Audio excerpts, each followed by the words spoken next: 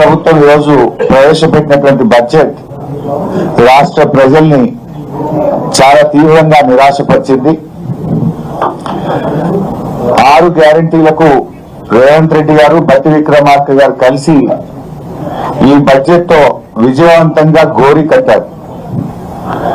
గత బడ్జెట్ ప్రసంగం కన్నా ఈ బడ్జెట్ ప్రసంగంలో 20 పేజీలు పెంచారు, 20,000 కోట్ల బడ్జెట్ పెంచారు తప్ప 6 గ్యారంటీల ప్రస్తావన గాని దానికి అవసరమైన నిధులు కేటాయింపు చేయలేకపోయారు. కాగితాల మీద, అంకెల మీద తప్ప ప్రజల కష్టాలు తీర్చడంలో గాని 6 గ్యారంటీల అమలు విషయంలో ఈ ప్రభుత్వానికి చిత్తశుద్ధి లేదని మరొకసారి స్పష్టంగా అర్థమైపోయింది. ముఖ్యంగా బీసీ, ఎస్సీ, ఎస్టీ, మైనారిటీ డిక్లరేషన్లు కేవలం ఓట్ల కోసమే తప్ప ఆ వర్గాల బాగు కోసం కాదని ఈ బడ్జెట్ నిరూపించింది. గత బడ్జెట్ లో పథకాలు పెట్టి నిధులు ఖర్చు చేయని పథకాలకు తిరిగి మళ్లీ ఇది ఈ బడ్జెట్ లో కూడా అవే పథకాలు, అదే నామస్మరణ, అదే కేటాయింపు. ఎట్లా నమ్మాలి? పోయిన బడ్జెట్ లో రాజీవ్ యువ వికాసానికి 6,000 కోట్లు పెట్టామన్నారు, 6 పైసలు కూడా ఖర్చు పెట్టలేదు. మళ్లీ ఈ బడ్జెట్ ప్రసంగంలో మళ్లీ అదే రాజీవ్ యువ వికాసం పథకం గురించి ఏదో గొప్పగా చెప్పారు. పోయిన బడ్జెట్ లో చెప్పారు, బల్లెలు కొట్టారు, 6 పైసలు ఖర్చు పెట్టలే. తిరిగి మళ్లీ అదే పాట పాడింది ఈ బడ్జెట్ లో. అట్లా ఇందిరమ్మ ఆత్మీయ భరోసా 24-25 బడ్జెట్ లో పెట్టిండ్రు, 25-26 బడ్జెట్ లో పెట్టిండ్రు, ₹1 ఇవ్వలేదు, 1 పైసా కూలీలకు అందలేదు. మళ్లీ ఈ బడ్జెట్ లో అదే చదివిండు బట్టి. అంటే ఈ బడ్జెట్ కో శాంటిటీ లేదు. బడ్జెట్ అనేది కేవలం అంకెలు, మాటల గారడిగా మార్చింది తప్ప మీ కేటాయింపుల ఖర్చు విషయంలో, ప్రజలకు పథకాలు అందించడంలో చిత్తశుద్ధి లేదు అని అర్థమైతా ఉంది. అది ఆత్మీయ భరోసా అయినా, రాజీవ్ యువ వికాసం అయినా. ఆ రాజీవ్ గాంధీ పేరు పెట్టి ఆయన ఆత్మ క్షోభించే విధంగా చేసిండ్రు, ₹1 ఖర్చు పెట్టలేదు రాజీవ్ యువ వికాసం.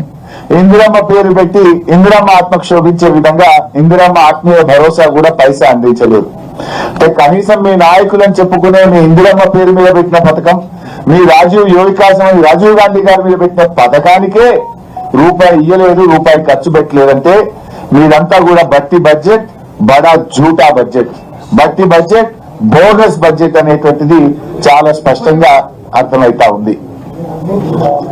అసెంబ్లీ ఎన్నికల టైంలోనేమో అభయహస్తం, ఇలా 3వ బడ్జెట్ చూసిన తర్వాత అది అభయహస్తం కాదు, రిక్తహస్తం అని అర్థమైపోయింది.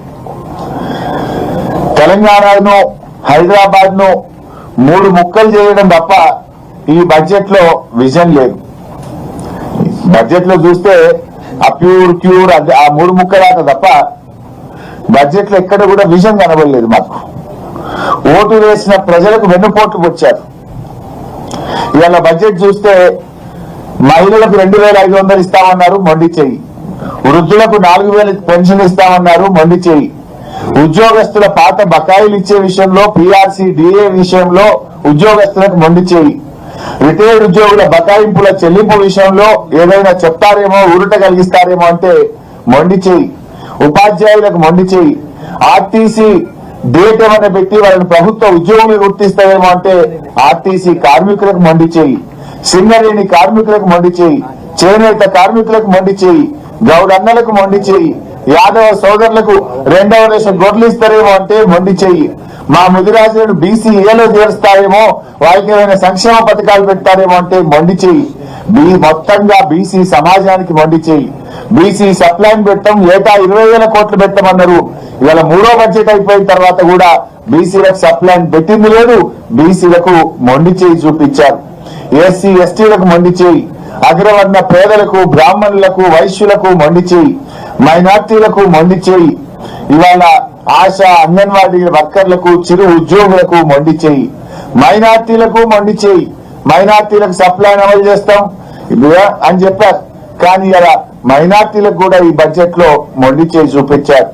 ఈ బడ్జెట్ లో సకల జనులకు దక్కింది గుండు సున్నా తప్ప ఏమీ లేదంతా అంకెల గారిడి, మాటల గారిడి తప్ప వీళ్ళ బడ్జెట్ లో పేదల పట్ల నిజాయితీ లేదు, చిత్తశుద్ధి లేదు అనేటువంటిది అర్థమవుతా ఉంది. అప్పు మాత్రం దండిగా చేసిండ్రు. 3 ఏళ్లు నిండక ముందే 3.5 లక్షల కోట్ల అప్పు చేశామని చెప్పి వాళ్ళ లెక్కలు చెప్తా ఉన్నాయి. మరి 3.5 లక్షల కోట్ల అప్పులు చేసి ఏమైనా కట్టిండ్రా? బీఆర్ఎస్ పార్టీ ఓ సెక్రటరియట్ కట్టింది, ఓ అంబేద్కర్ కట్టింది, ఓ కాళేశ్వరం కట్టింది, ఓ మిషన్ భగీరథ కట్టింది, చెక్ డ్యాములు కట్టింది, చెరువులు కట్టింది. బీఆర్ఎస్ ఎన్నో ఆస్తుల కల్పన చేసింది. మరి మీరు 3.5 లక్షల కోట్ల అప్పు తెచ్చి చేసింది ఏముంది? అసలు మన రాష్ట్ర చరిత్రలో ఎప్పుడు పెరగనంత డెట్ టు జిఎస్డిపి రేషియో విపరీతంగా పెరిగింది. డెట్ టు జిఎస్డిపి కాంగ్రెస్ ప్రభుత్వం వచ్చిన 27% ఉంటే 2 ఏళ్లలోనే అది 29% పెరిగింది. ఒకప్పుడు తెలంగాణ డెట్ టు జిఎస్డిపిలో భారతదేశంలో అతి తక్కువ డెట్ టు జిఎస్డిపి ఉన్న రాష్ట్రంగా బీఆర్ఎస్ హయాంలో తెలంగాణ రాష్ట్రం ఉంటే ఈ రోజు ఎక్కువకు పెరిగిపోయింది, 29% కు పెరిగింది.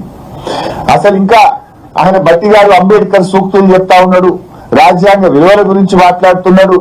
వెనుక ఫిరాయింపు ఎమ్మెల్యేలను కూర్చోబెట్టుకొని రాజ్యాంగ విలువల గురించి మాట్లాడడం విడ్డూరం. నువ్వు వెనకెవరిని కూర్చొని పెట్టినావు? పార్టీ బీఆర్ఎస్ పార్టీ ఎమ్మెల్యేలను కొనుక్కొని ఫిరాయింపు ఎమ్మెల్యేలను వెనుక కూర్చోబెట్టుకొని నువ్వు అంబేద్కర్ సూక్తులు రాజ్యాంగ విలువల గురించి మాట్లాడడం ఇది సిగ్గుచేటు. అసలు బీఆర్ఎస్ 10 ఏళ్ల కాలంలో, మా 10 ఏళ్ల పాలనలో బూడిద నుంచి ఫీనిక్స్ పక్షిలాగా ఈ రాష్ట్రాన్ని ఎగిరింపజేసింది బీఆర్ఎస్.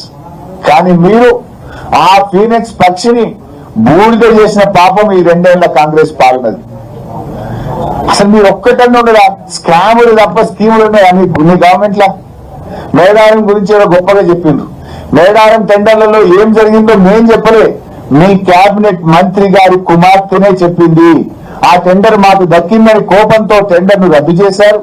ఆ టెండర్ ను R&B శాఖకి ఇచ్చి పొంగులేటి గారు దక్కించుకున్నారు అని మీ కేబినెట్ మంత్రి బిడ్డే చెప్పింది కదా. మేడారం గురించి చెప్తుండ్రు. నాసి రకం పనులతో 4 రోజులకే మేడారం పనులు నేలపాలైనాయి. మేడారం పనుల మీద స్కామ్ జరిగింది. టెండర్ల మీద ఉన్న ప్రేమ మీకు పనుల మీద లేకుండా పోయింది.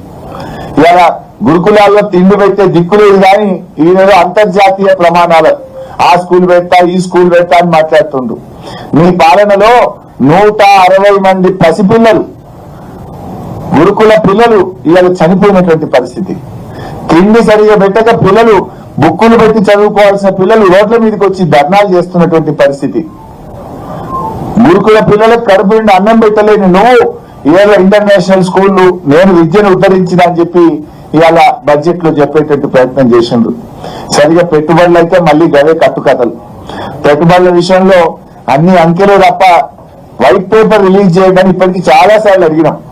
ఏ కంపెనీ పెట్టింది, ఎక్కడ పెట్టింది, ఎన్ని ఉద్యోగాలు వచ్చినాయి, ఒక వైట్ పేపర్ రిలీజ్ చేయమని బీఆర్ఎస్ అడిగింది.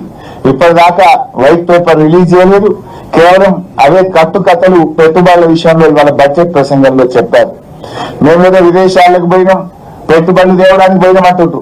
వీళ్ళు విదేశాలకు వెళ్ళింది పెట్టుబడులు తేవడానికి కాదు, వీళ్ళ అక్రమ సంపాదన విదేశాల్లో పెట్టడానికి విదేశీ పర్యటనలు చేస్తున్నారు తప్ప విదేశాలకు పోయి వీళ్ళు పెట్టుబడులు తెచ్చింది అయితే ఏమీ లేదు.